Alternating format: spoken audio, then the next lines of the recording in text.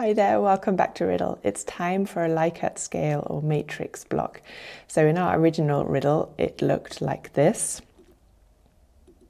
In a block like this, you have statements or questions down one side, and along the other side, or along the top here, you have different varying degrees of agreement, from strongly disagree to strongly agree, for example. And this allows you to target several different issues or questions in the same block. Let's go into the creator and create one like this. Click on Add a Block and choose Likert or Matrix. And our question here, let's just copy and paste that into our title field. And under answer content, by default, you have these different variations of sentiment or agreement, and you can edit each of these if you wanted to by just typing in different text. But by default, they're here, so you can leave them as they are. Let's try it with a new one. So I've clicked on Add a Scale item and couldn't agree more, for example. And I'll just show you what that looks like in the preview. So you've got all these different variants here, and I can now show you how to delete that one again. So I would hover over it, click on delete, and now that's gone again. Okay, so that's our scale. Now, down this axis, let's add our questions. So we had, for example, this position in the company is right for me.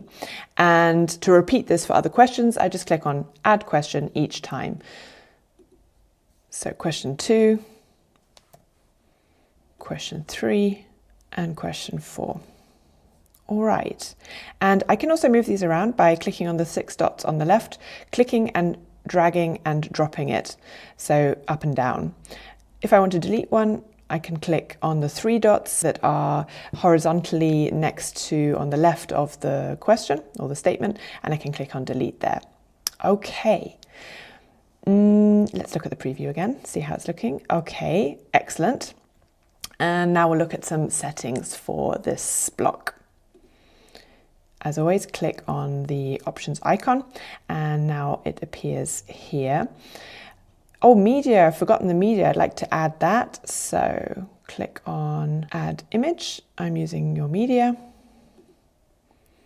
And I'd like this one. Okay, so I've got a media there, and I want it to be necessary for them to answer it, so I'm leaving this required. Okay, then the answers. I only want them to be able to select one sentiment. So I don't want them to be able to say strongly agree and agree. Therefore, this is also enabled by default, only one choice per question. Okay, so I'm happy with that.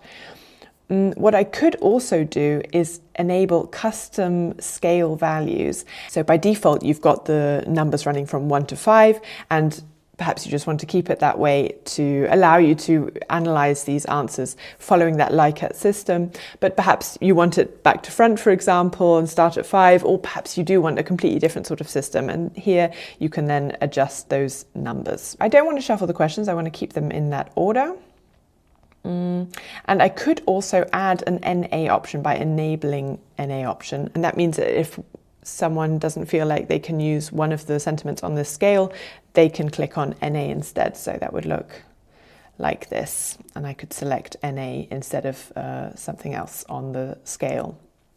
Okay, so I'll keep that enabled. And yeah, well, I also recommend leaving this enabled. This is enabled by default, which means that it stacks this scale on a small screen. And this is obviously especially important if you're using mobile, or you know that your audience are going to be using a mobile a lot for this type of poll. And then it means they don't have to scroll all the time, but they can, or they don't have to scroll left and right, but they can scroll up and down more easily. So that was our Likert or matrix block. In our next video, we'll look at another type of block.